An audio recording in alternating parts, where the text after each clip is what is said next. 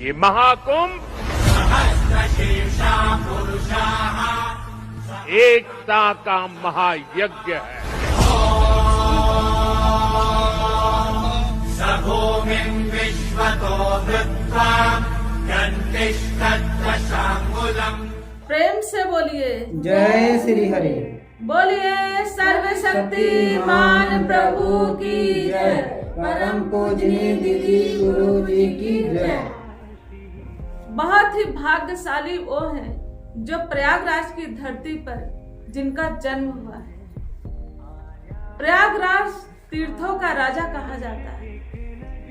कहते हैं कि बड़े बड़े संत महात्मा इस धरती पर आए। सबसे बड़ा चमत्कारी प्रभाव यह है कि गंगा यमुना सरस्वती प्रयागराज की धरती पर है, तो यहाँ की धरती को पावन तो कहा ही जाता है। तीनों संगम पूरे विश्व में कहीं नहीं है, इसलिए हमारे यहाँ प्रयागराज में मेला लगता है हर साल, माघ मेला। लेकिन इस बार का सबसे बड़ा अवसर है कुंभ है। कुंभ मेला में विश्व के अनेकों कोने से लोग आते हैं और यहाँ पे भक्ति करते हैं और अपने आप को भक्ति करके कहते हैं ना, जीवन मरण के बंधन से मुक्त करते हैं। मान्यता यह है कि जो गंगा में स्नान करता है उनके पाप धुल जाते हैं। कहते हैं ना, मानो तो देव नहीं पत्थर, मन चंगा तो कठौती में गंगा।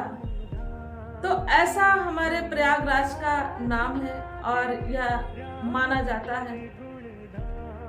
कहने का भाव यह है कि भक्ति से ही जीवन की सबसे बड़ी उन्नति तरक्की है। हम बाहरी दुनिया की उन्नति तरक्की तो देख रहे हैं, खूब पैसा आ जाता है, इवन राजा महाराजा जितने भी लोग हैं उनसे बड़े तो नहीं हो, लेकिन सबको एक दिन जाना है, छोड़ के जाना है। कहते हैं ना, आप कितने भी पैसे कमा लो, लेकिन एक कमाई नहीं की तो कोई मतलब नहीं। रुपए पैसे धन दौलत आपने कमा लिया, कहते पैसे से सुकून नहीं मिल सकता। पैसे से सोने का बिस्तर खरीदा जा सकता है, लेकिन सुकून और नींद नहीं खरीदा जा सकता। यह अकाल सत्य है। कई ऐसे रोगियों से हमारी मुलाकात हुई है, जैसे कि कैंसर पीड़ित, किडनी पीड़ित, ब्रेन हेमरेज, पैरालिसिस अटैक। ऐसे मरीजों से मिलने के बाद यह पता चला है कि पैसे से कई ऐसे रोग हैं, रोग भी दूर नहीं हो सकते। यह प्रभु का विधान है, यह प्रभु का सिस्टम है। जैसा करोगे वैसा मिलेगा, यह प्रभु का विधान है। तो याद रहे कि आज प्रयागराज की धरती पर जो लोग हैं पूजा पाठ का महत्व देते हैं और देना भी चाहिए, क्योंकि इससे बड़ा सुख कहीं किसी चीज में नहीं है। उन्नति की बात अभी चल रही थी। उन्नति हम कहते हैं ना, पैसे कमा लेते हैं, आर्थिक उन्नति कर लेते हैं, बहुत बड़ा नाम, शोहरत, पैसा, सब कुछ आ गया।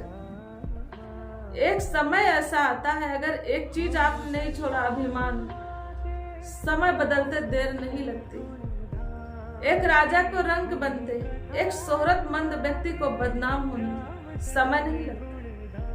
समय की कद्र करें। अगर आपको प्रभु ने शोहरत दी है तो उस प्रभु को धन्यवाद दें। किसी न किसी माध्यम से वो आपको शोहरत दिलाए हैं, प्रभु का विधान है। कहते हैं कि एक बहुत ही अदना से व्यक्ति जिससे लोग बोलना पसंद नहीं करते, प्रभु कृपा कर दे तो कहां से कहां पहुंच जाता है। यह अकाल सत्य है। तो इसलिए याद रहे इस बात का सदैव कि आप जो है, जो तरक्की उन्नति भक्ति की होती है, वह कैसे संभव है। दुनिया का कहते हैं जितना भी ज्ञान है, बिना गुरु ज्ञान संभव नहीं है।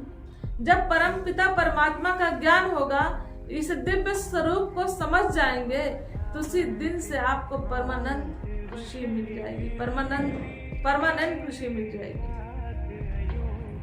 तो आप समझ सकते हैं कि उन्नति कहाँ की ज्यादा महत्वपूर्ण है। भक्ति की उन्नति ज्यादा महत्वपूर्ण है। उसमें उन्नति करेंगे तो वह उन्नति कभी भी कोई छीन नहीं सकता है, कोई उसे मिटा नहीं सकता है। वो ऐसी उन्नति है जिंदगी की कि आपको मोक्ष का मार्ग, मोक्ष के धाम ले जाएगी। इन जीवन मरण के बंधन से मुक्त होके उस धाम में जाओगे जहां से आपका आवागमन नहीं है, प्रभु का धाम। वह कैसे संभव है? इंटरनल पावर, इनर पावर जब जागृत होगी। वह कैसे जागृत होगी? जब भक्ति की उन्नति होगी। भक्ति की उन्नति कैसे होगी? भक्ति की उन्नति के लिए आपको सेवा सुमरन सत्संग करना पड़ेगा। सेवा सुमरन सत्संग करना पड़ेगा।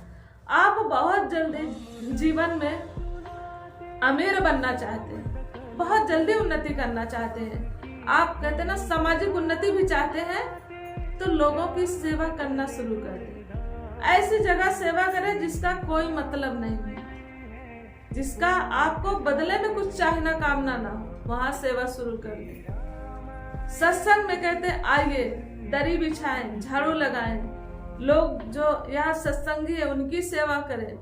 बाहरी दुनिया में कोई ऐसा नीडी पर्सन भूखा है तो उसको खिलाए, उसमें उन्नति तरक्की है आपकी। और कोई बीमार व्यक्ति है, नहीं आपके पास है, जितना है उतने में उसको दवा दिलाया आपने। कोई रोगी है, आपके पास पैसा नहीं, उसे अस्पताल तक पहुंचा दिया। कोई ऐसा व्यक्ति घर में भूखा पड़ा है तो आपने उसकी सेवा कर दी। यह उन्नति का कहते हैं ना दरवाजा खुल जाएगा। दोनों उन्नति है, भक्ति की उन्नति भी है, आध्यात्मिक उन्नति और सामाजिक उन्नति। प्रभु देखिए आपको कितना जल्दी, कहां से क्या व्यवस्था, प्रभु का विधान है, उनके हजारों हाथ है।